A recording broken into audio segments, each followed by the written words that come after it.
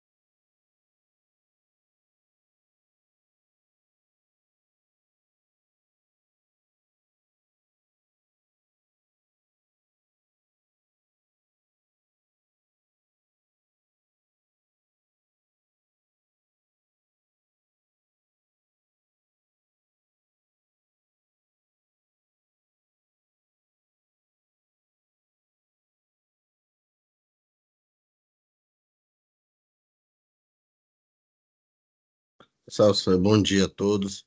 São 8h05.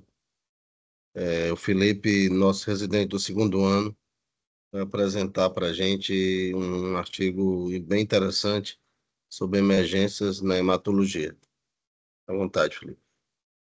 Bom dia, pessoal. Como o Fernando falou, eu sou o Felipe, sou residente da Hemata, agora no segundo ano. Hoje a gente vai falar sobre esse artigo, né, que faz uma revisão geral sobre as principais emergências na hematologia. Como são várias, não vão dar para aprofundar em todas, né, mas a gente faz uma revisão geral para ver como é. A primeira emergência que é comentada, né, a hipercalcemia da malignidade, né, é frequente nos pacientes oncológicos e isso inclui também nos pacientes com neoplasias hematológicas. A hipercalcemia muitas vezes se apresenta de forma sintomática, né, variando também com sintomas leves até sintomas graves, né, sintomas leves como alteração de hábito intestinal, né, como constipação, poliúria, porém evoluindo até com arritmias cardíacas importantes, né, e alteração neurológica, né, com rebaixamento do nível de consciência e convulsão. Na hematologia, as principais neoplasias relacionadas, né, primeiramente o mieloma múltiplo, né, que é de conhecimento mais comum. O mieloma, inclusive, na hipercalcemia no mieloma, inclusive, faz parte dos critérios diagnósticos, né, e ele vai ocorrer no mieloma por aumento da atividade osteoclástica, principalmente mediada pelo Ranchieri. E também tem uma descrição de uma possível liberação de PTHRP, né? Então, teriam dois mecanismos gerando essa hipercalcemia. Outra neoplasia que frequentemente relacionada à hipercalcemia é a TLL. Inclusive, descreve até 80% dos pacientes vão se apresentar com hipercalcemia, sendo ela principalmente por um aumento de uma citocina, né, que é a MIP-1-alfa, ela é produzida pelos macrófagos, e essa citocina vai aumentar também a expressão de Ranchieri, né? Então, também gerando um aumento de atividade osteoclástica, além da diferenciação dos monócitos em osteoclásticos. Também os linfomas, né, de forma geral, podem se apresentar com hipercalcemia, principalmente pelo aumento da atividade de vitamina D ativada, né, com calcitriol. Esse aumento tanto é pelo aumento de produção pelo próprio microambiente tumoral, né? Então o microambiente tumoral pode ter uma produção espontânea de calcitriol, mas também com a conversão periférica, né? Que é própria das doenças granulomatosas e também do linfoma, com a enzima alfa-1 hidroxilase, gerando assim, né, um aumento de absorção do cálcio, né, por ação do calcitriol. Além da LMC, também pode se apresentar com hipercalcemia, principalmente também nesse contexto de produção de citocina. O manejo da hipercalcemia, né, vai depender tanto do valor como dos sintomas. Sempre lembrar que a gente vai ter que corrigir o nível do cálcio, né, pela albumina. Em geral, quando baixa, né, um ponto de albumina, né, você corrige acrescentando 0,8 no cálcio. E na hipercalcemia leve, né, que geralmente é assintomática, você não tem que fazer tantas medidas específicas, né, mas você estimular a hidratação oral e evitar algumas situações tanto que gerem desidratação, né, como o uso de diurético de álcool, como também evitar o consumo tanto na dieta como com medicações com cálcio. Já no moderado, você já tem indicação de tratar, né, inclusive independente dos sintomas, então entre 12 e 13,9, né, você já iniciaria hidratação vigorosa. Essa hidratação, o valor é bem variável na literatura, mas seria o principal você estimular um diurético de cerca de 200 a 300 ml hora. Realmente, o ideal seria estimular por meio só, de forma isolada da hidratação, mas você pode usar o diurético, né, caso esse paciente esteja com sinais de congestão e você tenha que manter a hidratação. O diurético não entraria de cara, né, entraria só posteriormente para o controle do volume. Também já no moderado, né, você tem indicação de usar o bifosfonato, que ele vai ter uma inibição da atividade osteoclássica, né, os mais utilizados, né, o palmidronato e o ácido zoledrônico.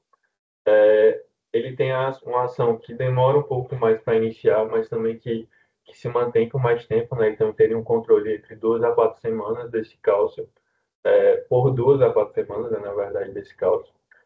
E um detalhe dele, né, que a gente tem que ficar atento à função renal. O palmidronato você consegue fazer um ajuste, né, com uma taxa de filtração levemente alterada, mas a partir de abaixo de 30 ele recomenda não utilizar. E da opção, né, do denosumab, né, que seria um anticorpo monoclonal com algo específico no RANQL. O ifosfonato, inclusive, faz parte, né, também do tratamento de suporte do mieloma, né? Então, no contexto já de diagnóstico em teoria, você já poderia iniciar já com essa indicação da hipercalcemia. Já no paciente que tem hipercalcemia grave, né, que seria tanto maior por 14, né, como com um sintoma grave relacionado, né, então o paciente que está rebaixado, convulsionado por conta da hipercalcemia, você faria as mesmas medidas que você faz para o paciente que tem hipercalcemia moderada, mas por o bifosfonato ter um início de ação um pouco mais demorado, você faria inicialmente a calcitonina, que é como se fosse o hormônio contrário ao PTH, né, e você conseguiria controlar em horas esse cálcio,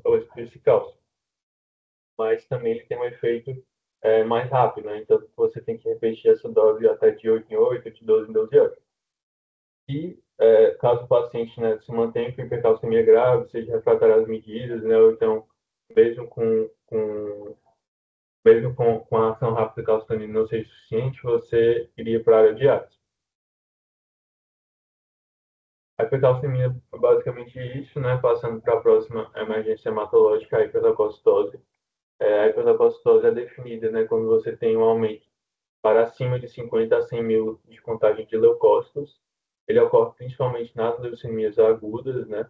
E também é relacionado a uma alta mortalidade, né? Os pacientes que têm uma leucemia aguda e têm uma hiperleucocitose têm uma mortalidade maior do que os outros pacientes. Tem alguns fatores, né, próprios de doenças que são mais comumente relacionados à hiperleucocitose, né? Então, pacientes que têm uma leucemia mieloide aguda da linhagem monossítica, né, em geral se apresentam com mais hiperleucocitose. Os pacientes que têm a variante microglobulada da LPA e os pacientes que têm um LLA de origem de células T. Além também de alterações citogenéticas, né, como rearranjo 11q em versão 16, mas também alterações moleculares, né, como também citogenética filadélfica positiva, né, e o FLT3 e TD. E qual seria o prejuízo, né, o que traria essa hiperleucocitose? Principalmente a síndrome da leucostase, né, que seria sintomas relacionados a esse aumento das células.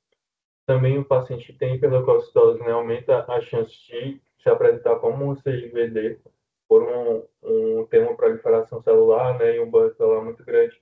Essa lise dessas células, né, geraria uma exposição maior de fator tecidual com maior com hiperativação do sistema de coagulação, podendo também levar a CIVD. E também por essa questão da alta proliferação celular, né, a síndrome de risco tumoral, que eu vou comentar um pouco mais à frente. O paciente que tem hiperleucocitose, né, mais comumente, vai ter sintomas relacionados à contagem de leucócitos. Se for da linhagem mieloide, né, no caso das leucemias agudas, isso ocorre principalmente por ter os blastos mieloides, né, ter uma menor deformabilidade e também ter um maior volume.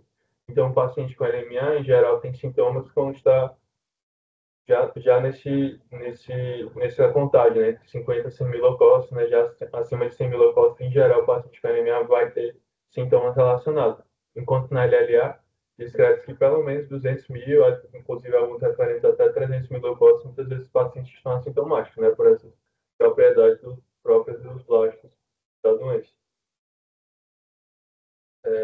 Ela ocorre, né, inicialmente, o motivo que a hiperleucocitose ocorre, né, seria um ambiente pré-inflamatório, né, esse ambiente pré-inflamatório estimula a mobilização das células para o sangue periférico, e nesse ambiente também relacionado ao ambiente pré-inflamatório, né, também você vai ter um aumento de expressão de receptores de adesão celular.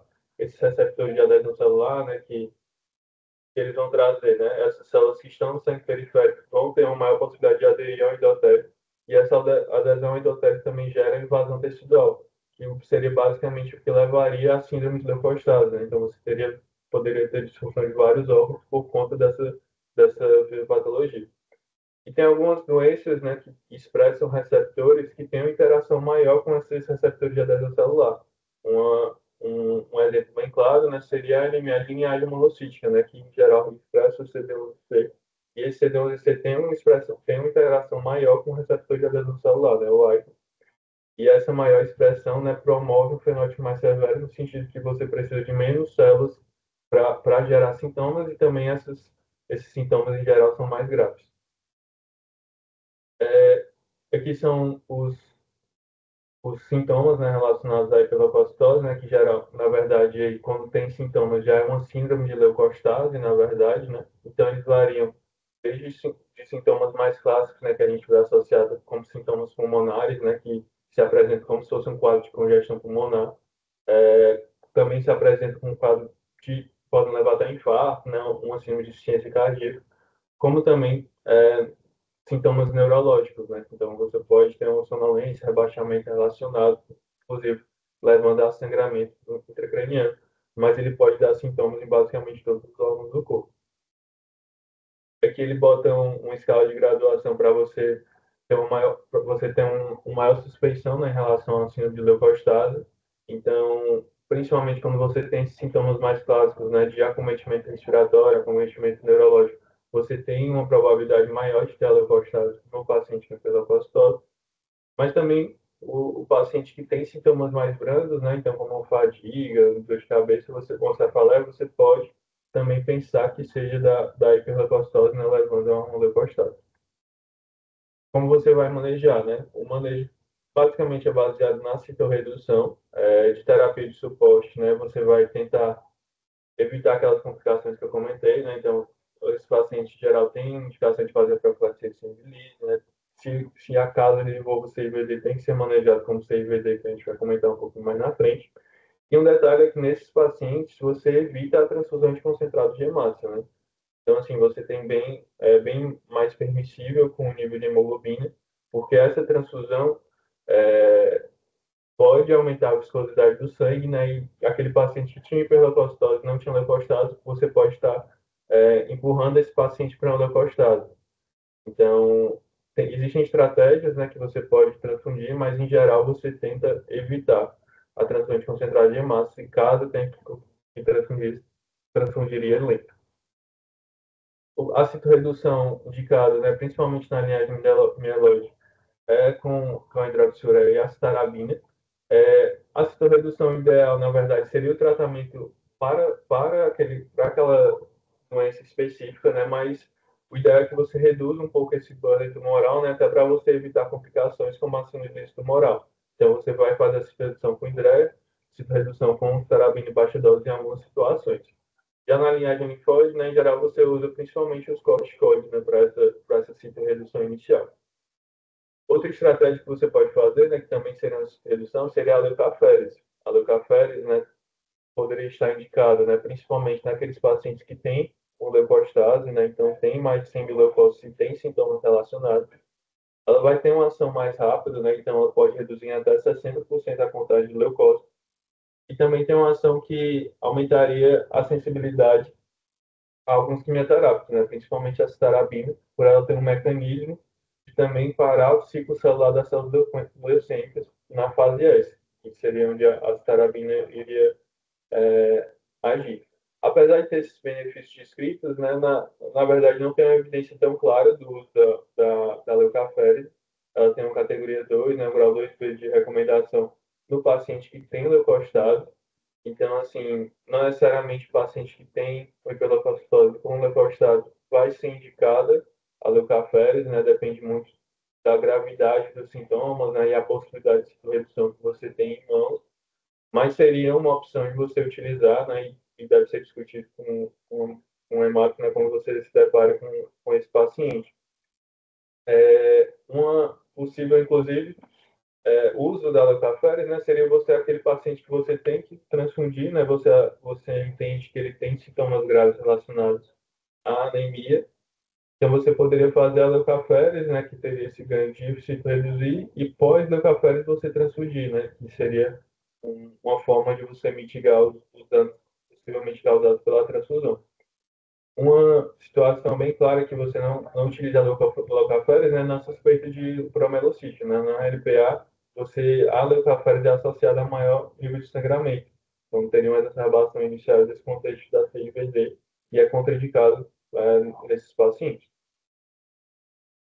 Passando para a próxima complicação, para a próxima emergência, né, que seria a síndrome de risco tumoral. A síndrome de risco tumoral basicamente se apresenta, né, por conta de uma lise celular maciça. Essa lise celular maciça vai gerar liberação, principalmente de ácido nucleico de proteínas e eletrólitos, que tem alguns danos relacionados, que eu vou comentar. E por ela estar relacionada nessa lise celular maciça, ela vai se apresentar principalmente nos pacientes com neoplasias com alta proliferação. Ela ocorre mais frequente, né, após a terapia. Então, como você na terapia vai estar induzindo uma lise celular, né, por ser seu objetivo mesmo, em geral, você espera que isso ocorra após o início da terapia, mas também nessas neoplasias com alto índice de proliferação, também poderia ter é, uma lise espontânea. Então, antes mesmo de você começar algum tratamento ou redução relacionada, você já poderia se apresentar com síndrome de risco tumoral. Essas três situações são as principais, né, que na templarias hematológica tem o maior risco de êxito tumoral. Então, são as leucemias agudas com hiperleucocitose, principalmente da linhagem monocítica, os pacientes que têm linfoma de Burkitt e os pacientes que têm linfomas agressivos, né, que se apresentam com massa Burkitt ou com LDH elevado. Então, esses são os principais pacientes que você tem que estar atento. As outras também, ou tem outras situações também que têm o risco, né, mas essas situações são as maiores nas neoplasias hematológicas. Além da própria doença, né, tem fatores de risco relacionados ao próprio paciente, né, que pode estar relacionado a maior chance de ilícito tumoral. Então, o paciente que já tem hiperuricemia prévia, né, já tem uma doença renal prévia, também pode ter um risco aumentado, né, além daqueles pacientes que estão desidratados. Existem terapias, né, que também são relacionadas a uma maior lise celular, que também pode gerar maior chance de um ilícito tumoral, né, uma isso é muito descrito, né, seria o venetoclax. Inclusive, tem estratégia de ramp-up, né, justamente para você tentar evitar essa complicação. E eu comentei, né, sobre os ácidos nucleicos, né, e liberação de eletrólitos que vão ocorrer por conta dessa lise celular. Os eletrólitos que têm um maior componente intracelular, né, que vão trazer maior repercussão, é o potássio e o fósforo, né? Então, eles são incluídos nos critérios diagnósticos do ilícito tumoral. Então, quando você libera a célula, você lisa a célula, você libera muito potássio, e essa liberação de potássio pode gerar arritmias cardíacas, principalmente. Em relação ao fósforo, né, que também tem um componente intracelular importante, você vai ter uma liberação, também após a lise celular, você vai ter uma liberação importante de fósforo. Esse aumento de fósforo, né, vai se ligar ao cálcio que está circulante, e esse produto, quando esse produto cálcio fósforo está muito aumentado, ele pode se depositar. Se deposita tanto no rim, né, também podendo gerar uma disfunção renal no contexto aí obstrutivo, mas também no coração, podendo gerar arritmias.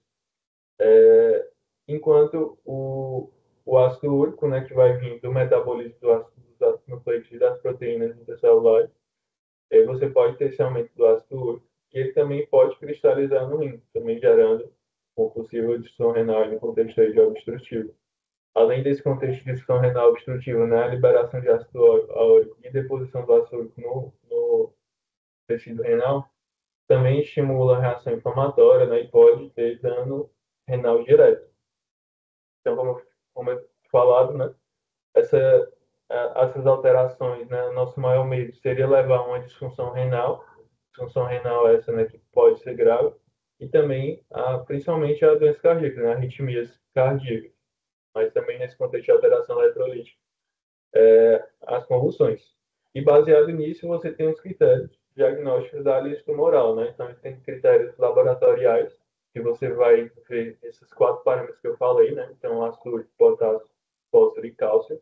O ácido úrico, né, ele descreve acima do limite superior da normalidade, né, que seria, na maioria das referências, de 8. Então, ácido úrico acima de 8, o que teve um aumento de 25% do nível de base, né? Esse aumento pode ser relacionado a qualquer um dos eletrólitos.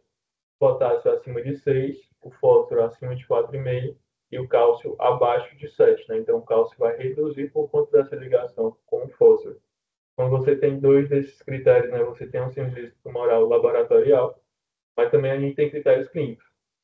Quando a gente tem uma piora de função renal, né, você piora em 50% a função renal, você tem alguma arritmia cardíaca relacionada, né, inclusive morte súbita, né, que você pode ter, ou você tem alguma convulsão.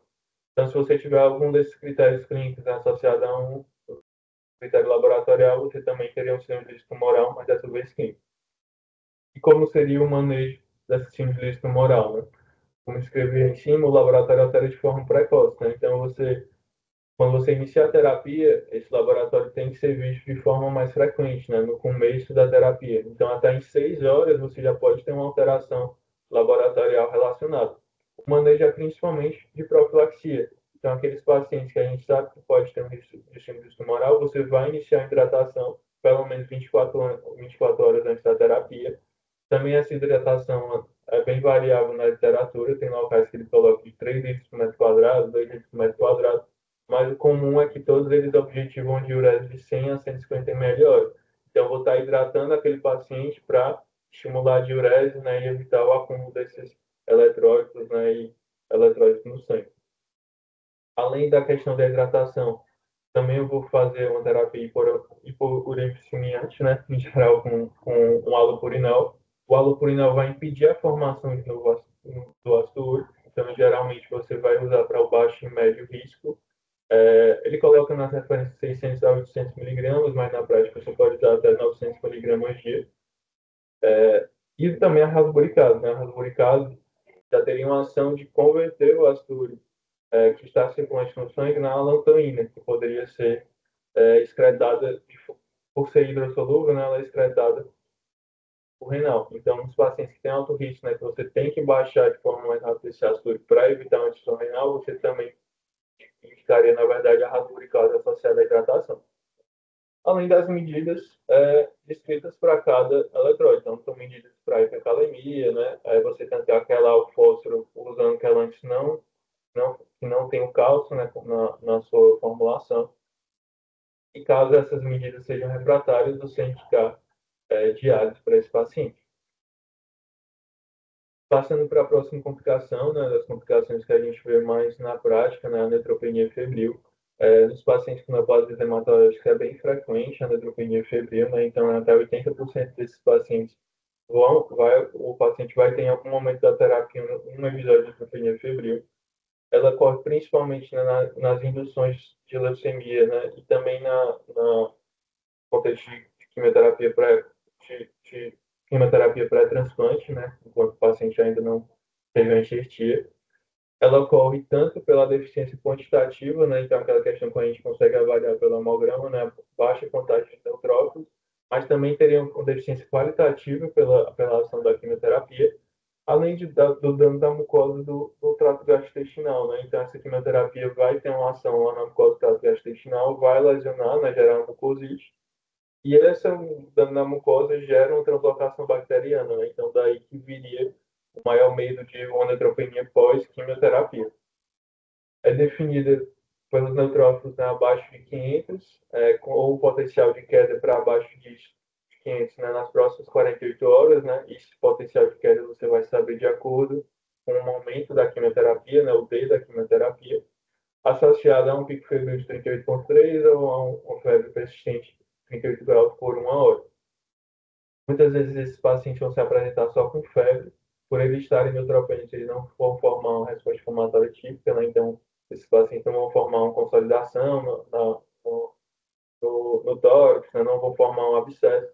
Muitas vezes esses pacientes só vão ter febre, né? Não vão localizar. E quando isso ocorre, né, na neutropenia febril, você vai abordar inicialmente parecido, né, com um episódio de sepsis, né, vamos dizer assim. Então, você vai coletar hemoculturas, né, pelo menos 2 pares, né, sendo um de via periférica e do catéter. Se você não tiver catéter, né, os 2 de via periférica.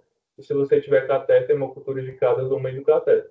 Idealmente, né, você teria pares, você teria kits para aeróbico, kits também para anaeróbico, kits para fungo, nessas culturas. E sempre iniciar o tratamento empírico, né, com um antibiótico, com a cobertura para gram-negativo, e esses gram-negativos também têm uma cobertura anti-pseudomonas, né? Então, por ter essa fisiopatologia da translocação do trato gastrointestinal, né, você tem que sempre fazer essa cobertura de gram-negativos.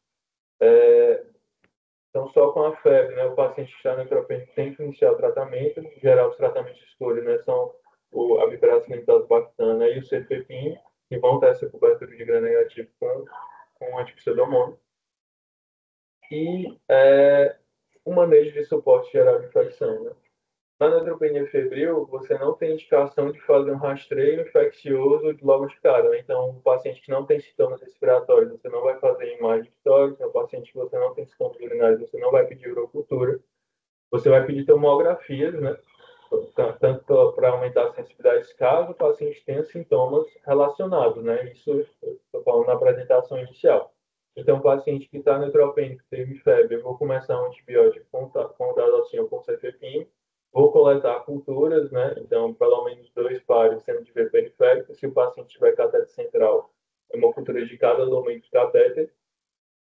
Mas eu não vou pedir de cara raio-x, sumário e urocultura como se fosse um rastro infeccioso de um paciente convencional, né, que você não teria um foco definido. Você já sabe provavelmente de onde é que está vindo aquela febre. E caso o paciente tenha de cara, né, sintomas respiratórios, você vai pedir uma tomografia de tórax ou uma tomografia de abdômen, caso ele tenha sintomas abdominais. Essa cobertura inicial muda, né, caso o paciente tenha sinais de instabilidade, né, então tenha uma hipotensão persistente, né, tenha rebaixamento do nível de consciência, você associa a uma instabilidade hemodinâmica.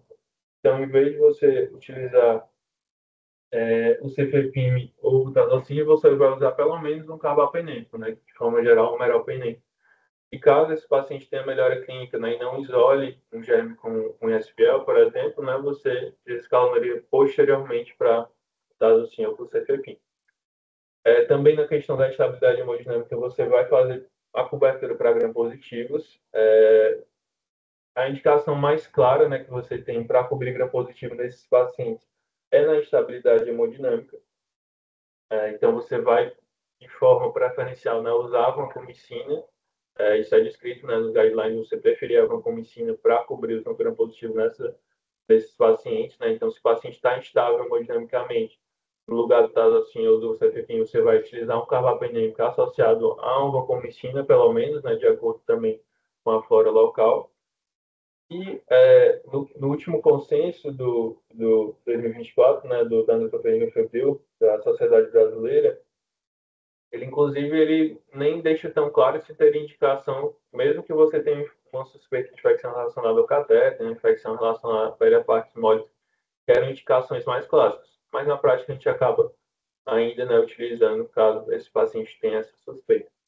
Mas ele também deixa claro no consenso, né, que indicações antigas, né, que você tinha descrito nos guidelines anteriormente, como mucosite, né, grave, não necessariamente seriam indicações para você utilizar cobertura para gram-positivo.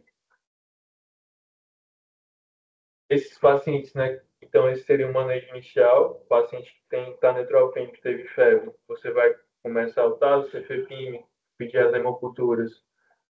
Caso ele esteja instável, né, você vai utilizar pelo menos o carbapenêmico associado à vancomicina. Mas se esse paciente persistir com febre, né, qual seria esse contexto de febre persistente? 72 horas após o início do antibiótico, ele ainda está com febre. Ou se esse paciente teve uma resposta inicial, ficou a febre inicialmente, 48 horas depois teve a nova febre, que seria uma febre recorrente, você faria um ajuste da terapia. primeiro você coletaria novas hemoculturas, né? Então, a cada 72 horas de febre persistente, você coleta novas hemoculturas. Se o paciente tem uma febre recorrente, estava febril, voltou a ter febre, você também coleta hemoculturas. E você faz a troca, né, caso você esteja com talocinho com cefepime para o carbapenem. Também nesses pacientes, né, que têm febre persistente, no consenso brasileiro, né, ele coloca já nesse conceito de febre persistente após 72 horas, você poderia fazer o estudo tomográfico para pesquisa de infecções fúngicas.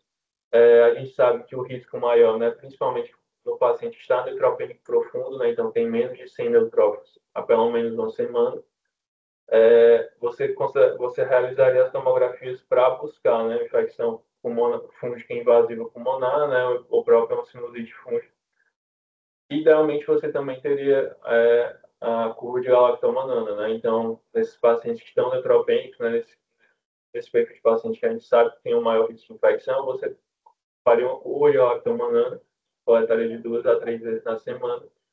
E essa galactomanana positiva, né, sugestionaria você também a uma infecção fúngica, né, principalmente do Aspergillus.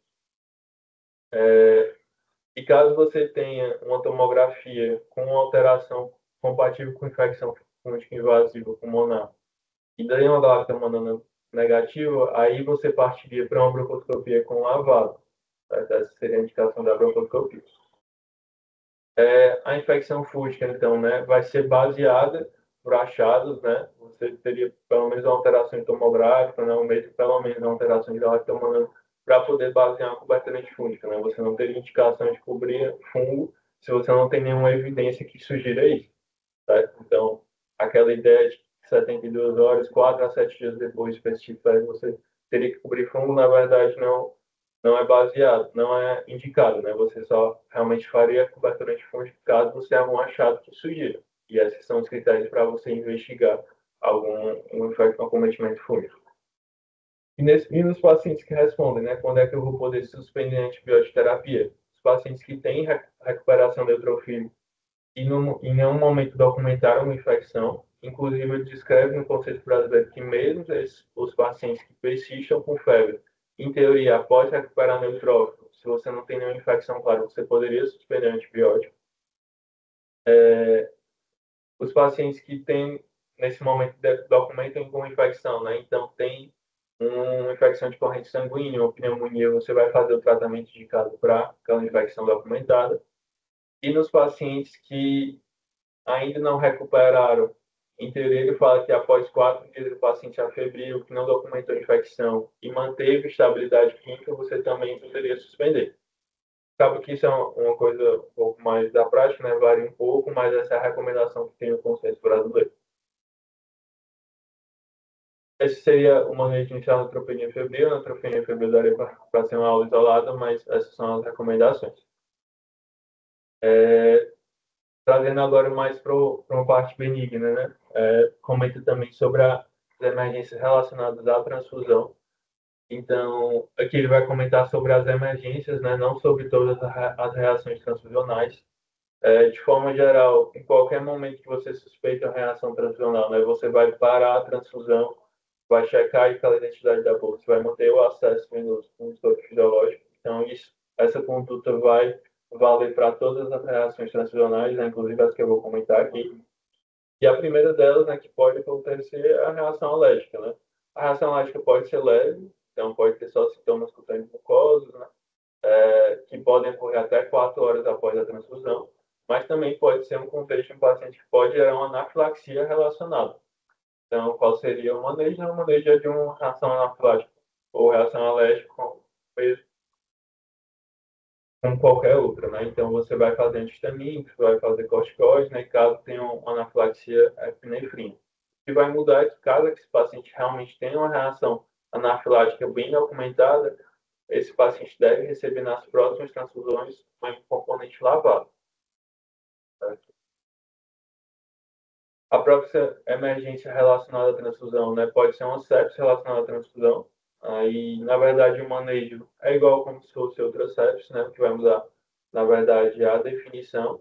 Você vai definir ela como relacionada à transfusão se você tem a detecção do microorganismo em um hemocomponente. E esse mesmo micro-organismo foi isolado no paciente. Ou no paciente que teve febre, né? Então, na febre relacionada na sepsis relacionada à transfusão, essa febre tem que ser acima de 38 graus e tem um aumento de 2 graus acima do basal antes do início da transfusão e até 24 horas do término da transfusão. E você não consegue achar outro foco, né?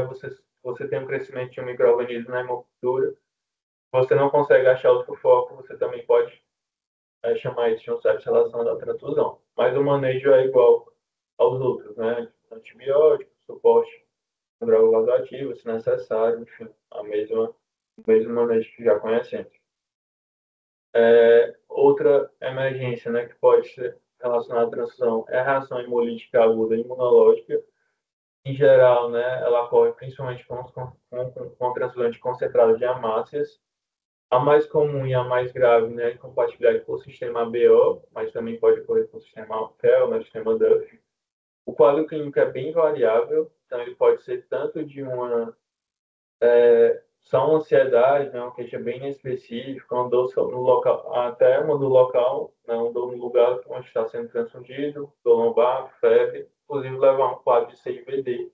Isso tudo associado a provas de hemólise positivo, né, as mesmas provas que a gente faz na investigação. Então, aumento de LDH, bilirrubinas, consumo de apitoglobina, certo? Então, a gente espera que esse paciente tenha esse quadro. Infelizmente, não tem uma terapia direcionada, né, esse quadro. Realmente, o que você tem a fazer é hidratar e manejar com medidas de suporte. Essa hidratação leva ao seu objetivo manter uma diurese adequada, né, de 1 ml por hora. Então, basicamente, seria hidratar, parar a transfusão, né, obviamente, e fazer o suporte da CIVD, caso esse paciente venha a desenvolver, né? Mas a reação pode ser bem grave, né? Inclusive, quando ela é grave, em geral, já no começo da transfusão, ela já dá sintomas, né? Então, por isso, essa indicação de você, qualquer sintoma durante a transfusão, você parar a transfusão, checar a bolsa, tudo isso para evitar que esse paciente desenvolva reações mais graves. E as duas outras relacionadas à transfusão, né, são duas relacionadas ao sistema respiratório. A TACO, né, que é uma das reações transfusionais mais comuns, ela vai se apresentar como se fosse um quadro realmente de uma sobrecarga volêmica, né, associada à transfusão. O paciente vai desenvolver desconforto respiratório, né, que pode ser dispneia, taquipneia, taquicardia, associada a uma clínica de sobrecarga volêmica, né, então tanto tem alterações no exame físico como no exame de imagem que chamam a atenção com edema pulmonar, e isso ocorre em até 12 horas após a transfusão. O manejo também é sobrecarga volêmica, né? Então, diurético terapia, ventilação não invasiva, você fazer um manejo como outro quadro de congestão, que não seria relacionado à transfusão também.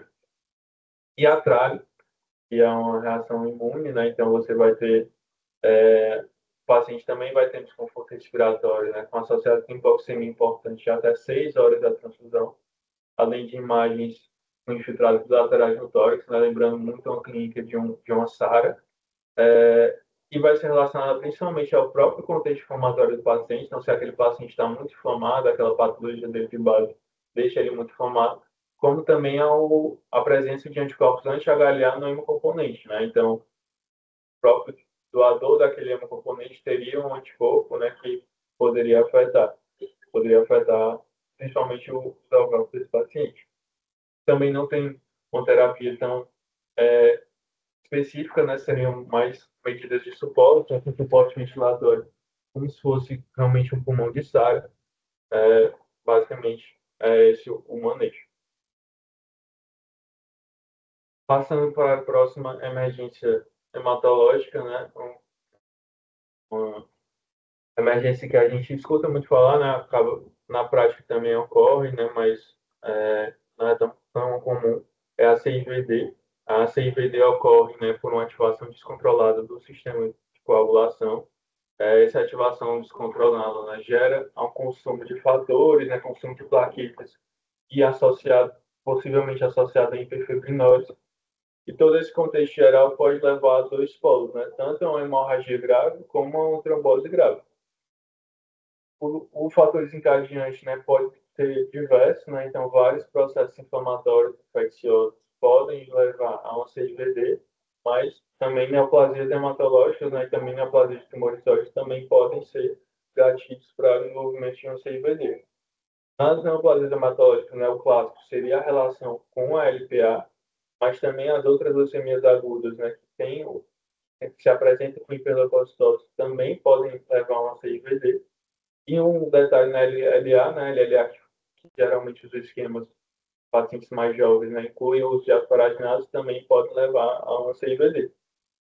Na LPA, né, que seria o clássico, né, que a gente se preocupa mais, geralmente você tem um predomínio dos sangramentos, né, então esse paciente sangra muito, mas também pode ter um aumento de risco de tromboses, né. Isso ocorre porque os promielócitos anômalos, né, têm uma alta expressão de fator tecidual, também tem um aumento, né, desse CP, né, que é o câncer procoagulante, que não tem uma tradução tão boa no Brasil, né, e também a expressão de, na verdade, a presença, né, de anexina 2 e elastase lá nos grânulos do promielócito. Essas duas proteínas geram uma hiperfibrinose, né? Então, na LPA, muito da CIVD está relacionada à hiperfibrinose estimulada por esses dois componentes, e por isso leva muito a sangramento. A LPA, né, basicamente, inicialmente, você tinha uma mortalidade muito alta relacionada ao sangramento inicial, né? Então, o paciente que tem o suspeito de atra, né, ele deve iniciar, o suspeito de LPA, né, ele deve iniciar o atra na suspeita, né? Então, o atra, de forma inicial, ele vai reduzir a hiperfibrinose, né? E vai levar à diferenciação de promielócitos, conseguindo controlar a CIVD. E também o suporte, né, transfusional. Tanto você vai manter plaquetas inicialmente com a meta de 50 mil e fibrinogênio acima de 150.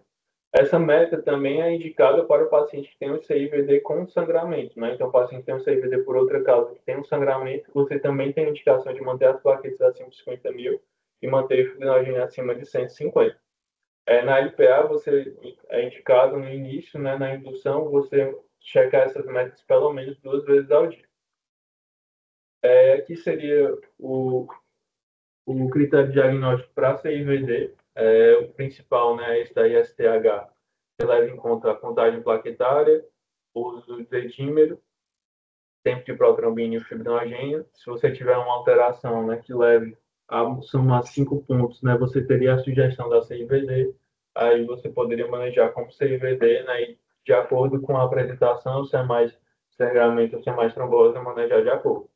Manejo de sangramento já comentei, mas também os pacientes que não têm sangramento, né, e tem essas alterações relacionadas a CIVD, você teria indicação de anticoagular normal, né, se o paciente tiver algum evento trombótico, né, você anticoagula conforme, mas também se o paciente tem uma CIVD, né, tem plaquetas que permitam você também fazer anticoagulação profilática para evitar que ele tenha um evento trombótico grave. A próxima emergência, né, a PTT, que é a PTT, né, a púrpura trombocitopênica trombótica, é o protótipo das microangiopatias trombóticas. Ela ocorre, né, pela deficiência grave do ADAMTS13. Geralmente essa deficiência ocorre também por um causa imune, né, então você desenvolve anticorpos anti-ADAMTS13. E esse ADAMTS13 que clivaria o fator de von Willebrand, como ele está deficiente, você tem uma circulação de multímeros grandes do fator de von Willebrand, e esses multímeros grandes vão gerar a formação de trombos plaquetários. Gerando trombos plaquetários, você vai gerar plaquetopenia, e por ter esses trombos na microcirculação, você vai gerar hemólise. Então, você teria uma anemia hemolítica, que seria microangiopática por conta dessa alteração vascular, e ter a trombocitopenia associada. O reconhecimento rápido, né, é essencial, né? Assim como na LPA você tem que reconhecer e começar o ADRA, na PTT você tem que suspeitar, principalmente naqueles pacientes que têm a plaquetopenia abaixo de 30 mil, tem a anemia hemolítica, né, que vai ter os mesmos marcadores de hemólise associada à presença de esquizócitos, né, a contagem seria mais de 1% de esquizócitos no sangue periférico. em geral associado a sintomas neurológicos e outros sintomas orgânicos relacionados à isquemia. Então, muitas vezes você tem um aumento de troponina nesses pacientes, né? Inclusive é uma coisa que você pode suspeitar mais, né, pela PTT, seria um aumento da troponina. Esse reconhecimento rápido, né, eu vou falar no manejo, mas já para brincar, é essencial para você poder começar a plasmaférese, né, já de cara, que foi uma terapia que mudou também a história natural da PTT. Baixou de 90% de mortalidade para 10 a 20%. Essa PTT pode ser associada a vários fatores, né, mas também propriamente de forma, de, de forma espontânea, né, com essa formação de anticorpos. E a gente lembrar do diferencial com o show, né, show atípica, principalmente levando em conta, né, o aumento, o grau de disfunção renal, a história de gastroenterite prévia, né, o aumento de troponina. E tem scores, né, que também, também auxiliam a gente a suspeitar da PTT, né, que seria o plasma, que seria o mais clássico associado. Então, como eu falei, na suspeita a gente inicia a plasmaférese, né? A plasmaférese na PTT é diária. As três primeiras ele indica com volemia de 1,5, né? Posteriormente com a volemia, e você mantém ela até normalizar as plaquetas. Lembrar de evitar a transfusão de plaquetas, né? Você estaria fomentando a fisiopatologia se você transfundir as plaquetas. Além da plasmaférese, né? Você tem indicação de associar o corticoide. O corticoide pode ser feito em dose de pulso, né? Na verdade, indicado em dose de pulso com metilpred por 3 dias, seguido posteriormente com uma dose de 1 a 2 miligramas quilo dia. Você iniciaria o desmame só a partir da normalização de plaquetas, né? Idealmente, você teria a informação do ADAC13.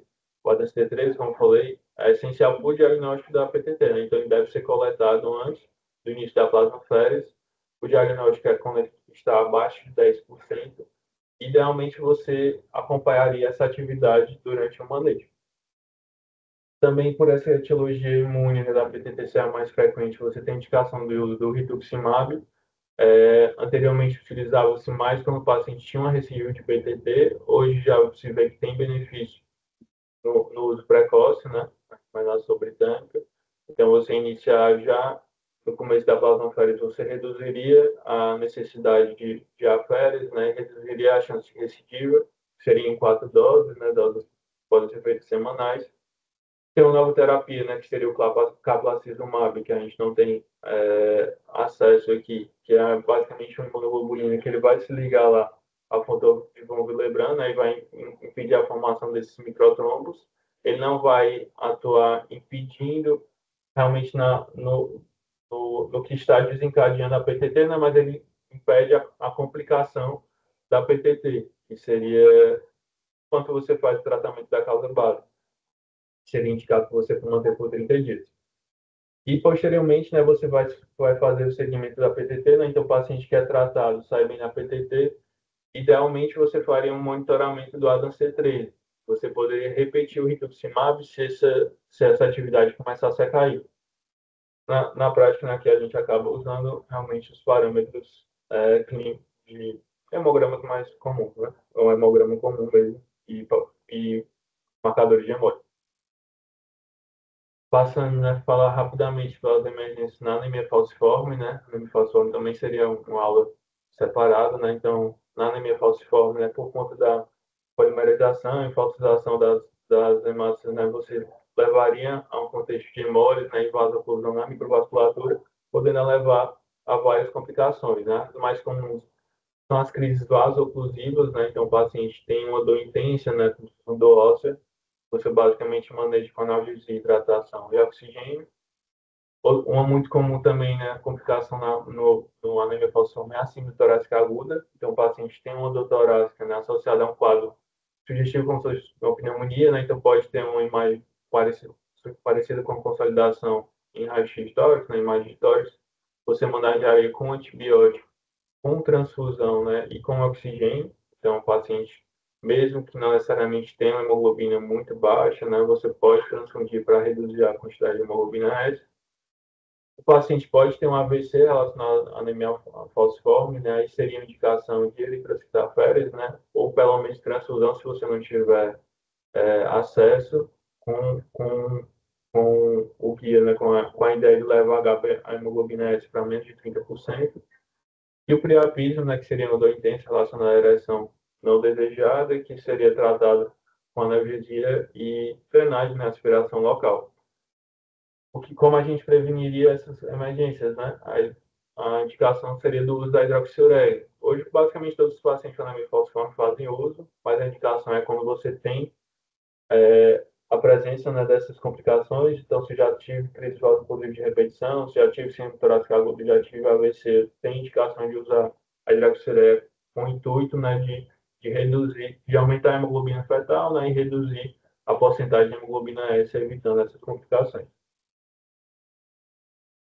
E por último, falar sobre duas emergências mais novas, né, vamos dizer assim, que são associadas ao CAR-T, né, o CAR-T é terapia celular, né, que usa células T modificadas para reconhecer, né, as células das neoplasias e usa o próprio sistema imune do paciente para atacá-las, né? Nesse processo, você tem a liberação maciça de citocinas, principalmente a IL-6, e essa liberação maciça gera uma resposta inflamatória exacerbada, né? Essa resposta inflamatória exacerbada pode levar à disfunção orgânica.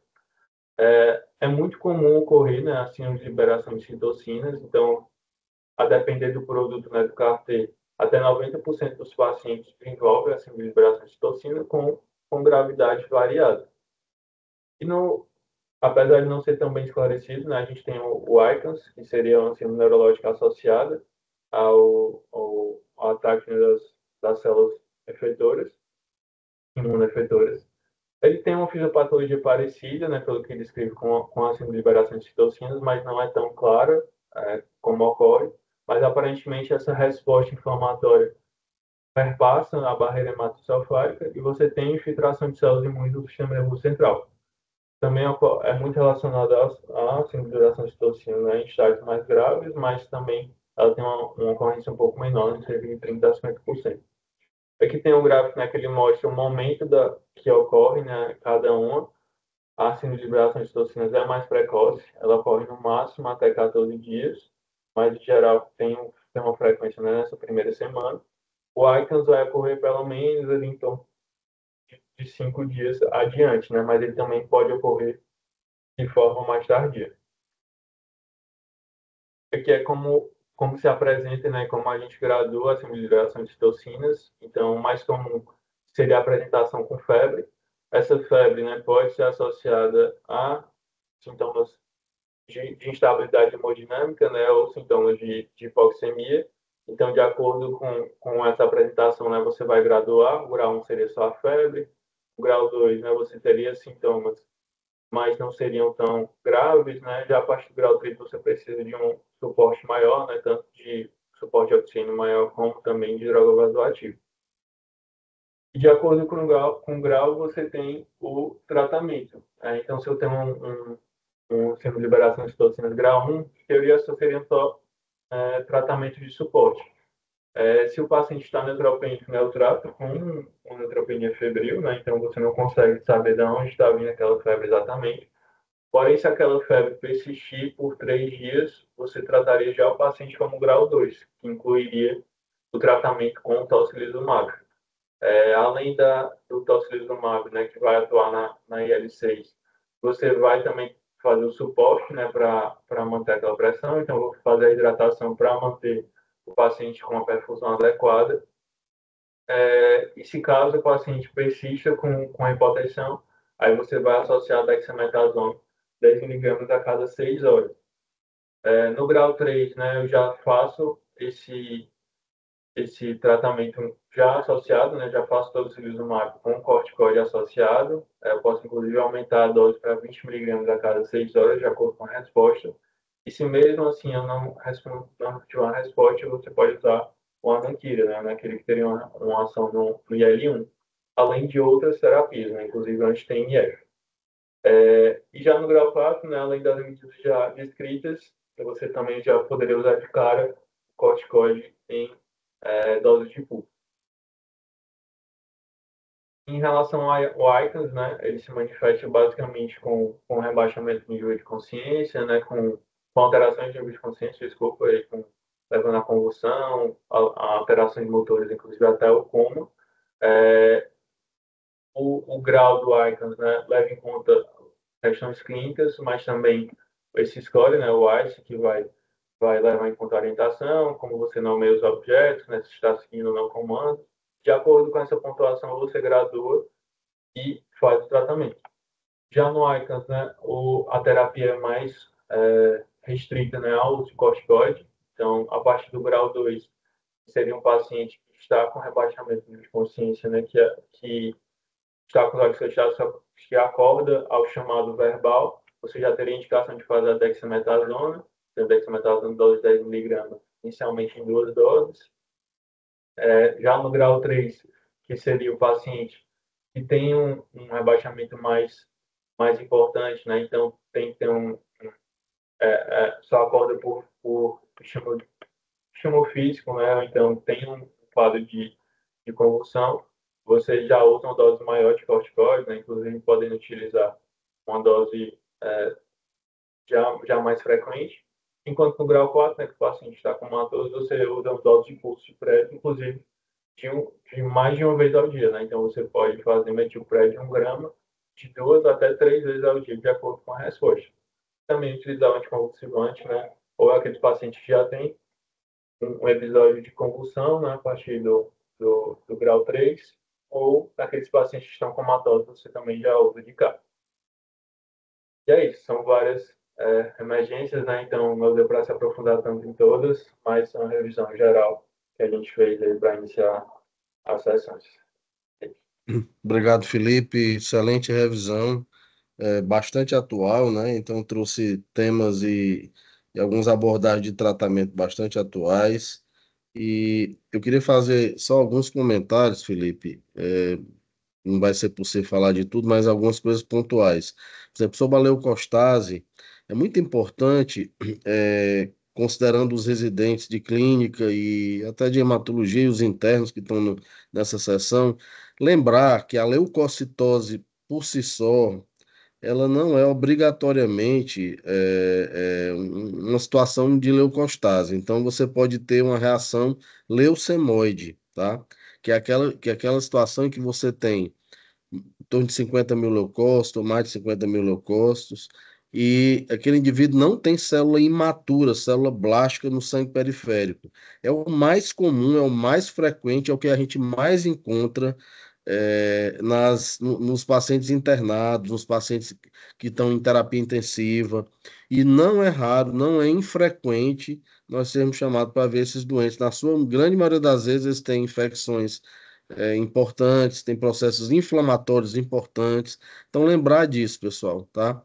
E como o Felipe colocou muito bem na leucostase, que está associada às leucemias agudas, a gente evitar as transfusões, né?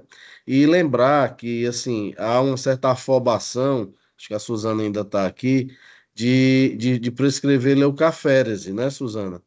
E lembrar que a leucaférese, não obrigatoriamente, se você tem que instituir a terapêutica da doença que desencadeou aquilo ali. Então não adianta só fazer leucaférese sem tratar a doença de base. Então é outra coisa que a gente tem que ter cuidado, tá? E outro aspecto muito importante, pessoal, não confundir leucostase com hiperviscosidade, tá? Então, hiperviscosidade, tá, infelizmente, não foi possível ser abordado hoje, mas associado ao aumento das proteínas e associado a mieloma, a macroglobulinemia de Waldenström, que é o aumento da IgM. Então, ter bastante cuidado com isso. Outro aspecto muito importante que o Felipe colocou foi a neutropenia febril. Então, é um momento de vocês aprenderem isso, estando na hematologia. É um manejo muito comum, muito cotidiano da nossa enfermaria, né? Lembrar que, na verdade, os carbapenêmicos são a droga de eleição, se indivíduo está tendo instabilidade hemodinâmica.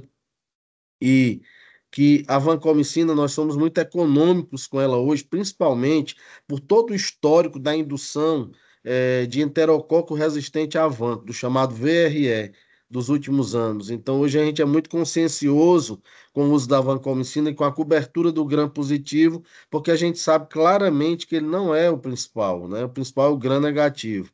Então, ter esse cuidado. Outra coisa que é muito importante É uma tendência para se usar tecoplanina no lugar da vanco, em função de poupar o rim. Porém, se o doente tem instabilidade hemodinâmica, a tecoplanina não é a droga de eleição, porque ela demora a agir. Então, por favor, fiquem atentos a isso. Essa coisa que o Felipe colocou da pele, partes moles, de infectado, os novos guidelines têm tirado isso. A gente fica meio receoso, às vezes faz, mas ficar atento a esse aspecto. E por último, dois comentários somente que eu queria fazer. A coagulação intravascular disseminada, ela não é uma doença per si.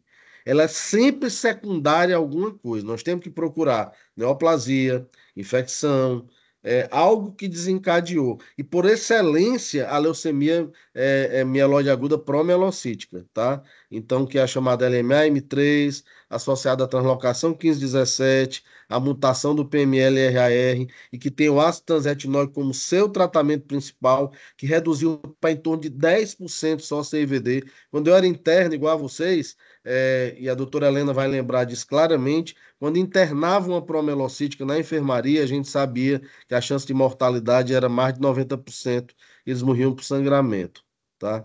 Então, isso é um aspecto importante. E só um comentário interessante, hoje tem um tipo de leucemia com mutação no KMT2A, e é uma mieloide que ela tanto pode ter essa mutação na linfóide como na mieloide, mas ela também pode se associar a CIVD, então ficar atento a isso, tá?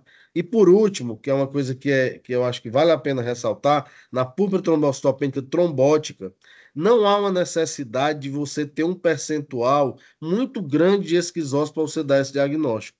Então, o Felipe colocou muito bem, acima de 1% no eritrograma, você já pode suspeitar dessa hipótese. Isso tem caído muito eu vejo que está caindo muito nas provas de residência médica. Então, nós passamos um pouco do horário, a aula foi muito extensa. Eu não sei se alguém gostaria de fazer algum comentário. Um ou dois comentários para a gente finalizar, pessoal. Suzana, quer falar Bom alguma dia, doutor coisa? Fernando. Bom dia. Ótimo. Ah, que bom. Ótimo. Já ia falar, só puxando a sardinha, né, para o meu lado em relação à Claro. fétese, Aham.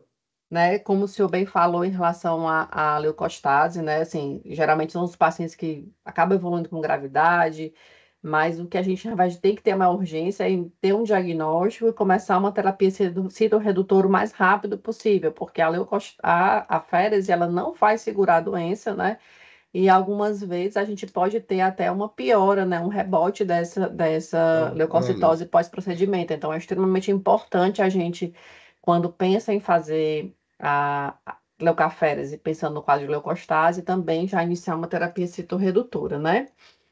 E falando da plasmaférese também nos quadros de PTT, então, assim, o paciente que tem quadro de MAT, né, e a gente consegue aplicar o Plasmic ou outra situação, um quadro clínico que seja compatível com suspeita de PTT, sempre lembrar em entrar em contato o mais precoce possível para a gente iniciar o procedimento de plasmaférese, né, que é a terapia que vai modificar e a gente vai decidir se o paciente vai ficar vivo ou não. Então, quanto mais precoce a gente começa, maior chance de um desfecho bom para esse paciente. Com certeza. Obrigado, Suzana. A Amanda, nossa residente do primeiro ano, fez uma pergunta, Felipe, sobre a indicação do rituximab para PTT, que você, inclusive, colocou que tem sido usado mais precocemente. Você pode falar sobre isso, Felipe?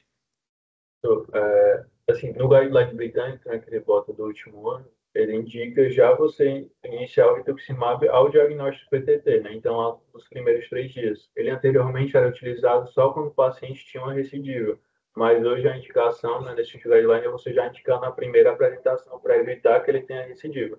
Então, tem um diagnóstico PTT, eu teria que usar o rituximab de forma precoce. Nos primeiros 3 dias da plasmaférese teria um benefício maior, que ele coloca. Eu posso Exatamente. só Pode, acrescentar, né? pode, Assim, que a deve. gente, na verdade, vê todos os pacientes PTT que tem no estado quase, né? Então, assim, hoje, eu não sei se também se teve alguma mudança no perfil, mas, assim, a gente vê hoje os pacientes tendo uma chance muito maior de exacerbação. Então, assim, a gente, às vezes, o paciente tem uma resposta inicial, né? E com pouco tempo exacerba, a gente acaba tendo que usar rituximab. Infelizmente, o rituximab não é tão acessível para esse diagnóstico, né? a gente tem essa dificuldade, e por ser um medicamento caro, às vezes a gente orienta, né, iniciar realmente só se tiver uma exacerbação. Mas a gente vê que tem sim, geralmente PTT, o guideline britânico, ele coloca, o paciente iniciou o quadro com o quadro na apresentação neurológica, que a grande maioria dos pacientes vai ter, já é indicação de fazer rituximab. E assim, eu realmente sou favorável já a iniciar o rituximab junto com a terapia inicial com a plasmaférese, mas infelizmente a gente não faz isso para todos os pacientes, mas em relação à acessibilidade, né? A questão de ter a medicação disponível. Eu acho importantíssima essa discussão, porque isso realmente mudou, né, a conduta. É, sei lá, 30 anos atrás a gente usava rituximab para PTT refratária, e isso é próprio do processo evolutivo da compreensão. E talvez, Suzana, fosse interessante a gente discutir com a Secretaria de Saúde se a gente assim, não sei quantas PTTs por ano talvez pudéssemos levantar, né? E ver quantas a gente poderia ver se a Secretaria de Saúde forneceria, né? A gente, através do EMOS, pedir isso.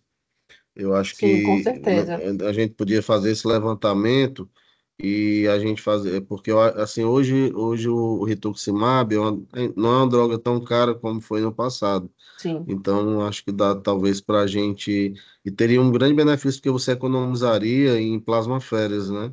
com Eu acho certeza. que não é Plasmaférese, que tempo de internação, além complicações, vários outros ganhos. além do paciente. Se você quiser, a gente poderia levantar isso e fazer um documento, e a gente faz essa solicitação, uma coisa conjunta. O serviço de hematologia, junto com a Hemossi, conversa com a doutora Luciana e ver se a gente pleiteia isso, entendeu? Sim. Tu tem ideia de Sim. quantas PTT por ano a gente tem, Suzana? A gente tem mais ou menos em torno de uns 10 a 12 casos, quase em torno de É. um por mês. Às vezes tem mês que a gente tem dois, três, tem mês que passa sem nenhum, mas eu acho que fica mais ou menos uns 10 casos por ano. Eu acho que não seria tão impactante do ponto de vista de custo e teria uma economia muito grande. Sim. Tá, obrigado, Suzano. Doutora Helena, a senhora quer falar alguma coisa? Quer comentar alguma coisa?